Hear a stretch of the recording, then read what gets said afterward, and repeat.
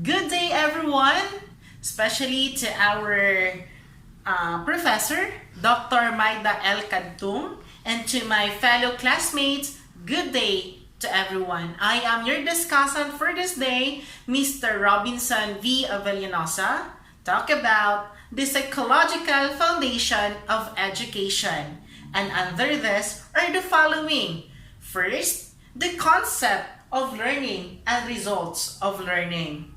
Second, factors affecting learning. And third, the theories of learning and the learning processes. So now, let's proceed to our discussion. Are you ready, classmates? I know that you are ready enough. And now, let me define first the definition of learning. I know that you have different meaning of learning in your minds, but I have here some meaning prepared for you. The first definition of learning. Learning is perhaps the most important human capacity. Why is it so? We, as human, have the capacity to learn every day. We learn from our mistakes. And by that mistakes, we learn from it and somehow we turn into something.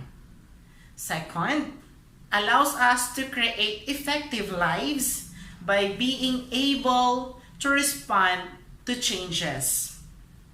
We, as individual, if we learn totally to our mistakes, to our failures, for sure, we transform that one into something more effective, something more productive in our life.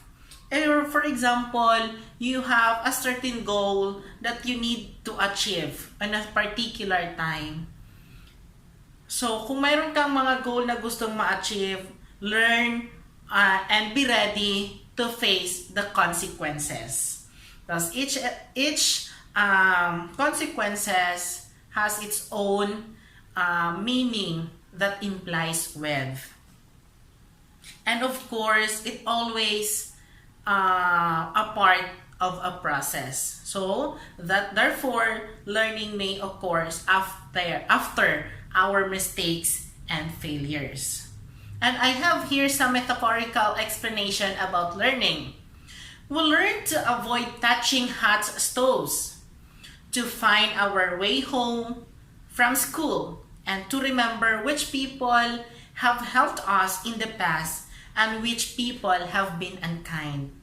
Of course, the knowledge there is touching hot stoves. You know what? You know already that the stoves are hot. So, kailangan mo pa bang i-touch ito para malaman? Di ba? Hindi na. At katulad natin ng mga mentors, kapag nagkakamali tayo or we are putting ourselves into trouble, hindi na natin ginagawa ulit. Right? Kasi ayaw na natin na masaktan tayo. So, for example, this one is if I have my classmate na sinabihan niya ako na mag-cheat during examination. Yes, I know in my mind the consequences of cheating na it put myself into trouble. So, should I continue doing that one or should I take consequences? So therefore, it's either I continue doing that cheating or not. It's up to me. And it's up to you if you continue that one. But rather, along the way, everything what we encounter, it's part of our success. It's part of our learning. Yun yung pinaka-importante doon na matuto tayo sa mga pinagdaanan natin, most especially to our mistakes that we committed. Without the ability to learn from our experiences, our lives would be remarkably dangerous and efficient. Of course, no one from us na mamaging dangerous and inefficient yung ating learning, yung ating buhay. If we don't learn from experts, from our mistakes, this event would repeat and repeat again at it will become useless.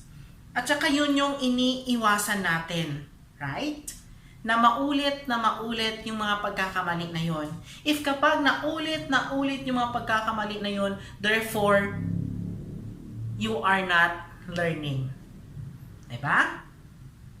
Even in our particular group, working with our some colleagues, kapag nakasakit ka ng iyong kapwa or ng co-teacher mo in a particular thing na iyong nagawa, of course, kailangan mo nang i-avoid yon para magkaroon ng magandang relationship. And most especially, if you are willing to learn something new.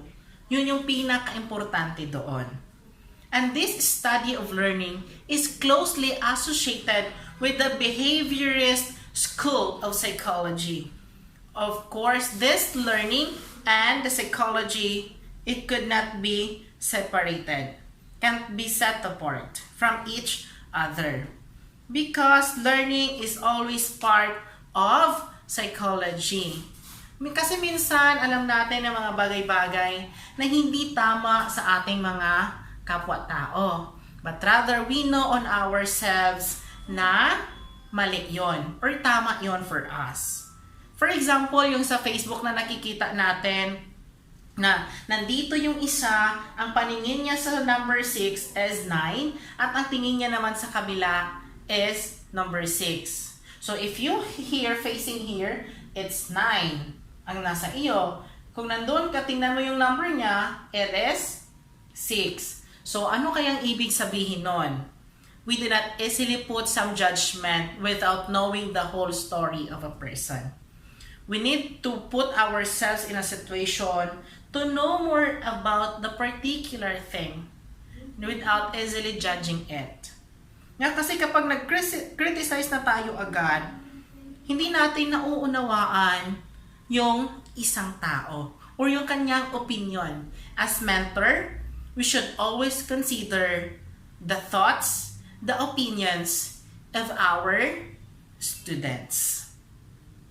And this behavior is focused, the research entirely on behavior by John Watson and B.F. Skinner. Throughout our discussion, we talk about that one later and we encounter that one later. And learning is a change in behavior as a result of experience or practice.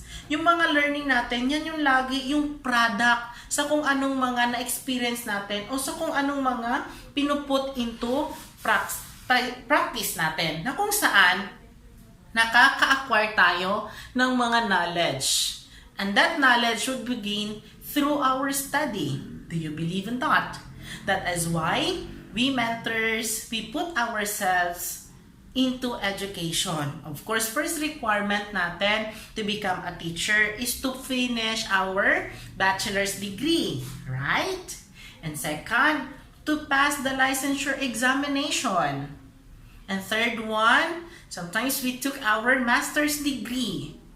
Ba? Yun yung mga parang mga knowledge that we gain through our studies. Or somehow, if gusto pa natin mag-proceed into doctorate level, why not kung kaya natin, di ba? I know that everyone else ay kaya natin.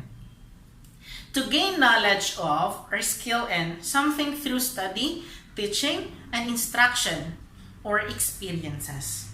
Now, of course, yun na nga sabi ko na hindi lang natin na nakukuha yung mga learnings natin through study. But then, we can learn that experiences into our instruction, to our experiences. For example, in a classroom setting, when you are sharing your knowledge to your students, to your learners, you might be able to learn also.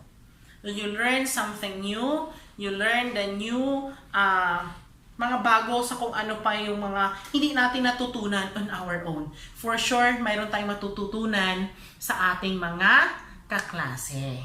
Kaya we should always acknowledge yung mga opinion ng kaklase natin, yung opinion ng colleagues natin, o yung opinion ng ating mga estudyante. Because learning is always a process of gaining knowledge. And a process which behavior is changed, shaped, or controlled.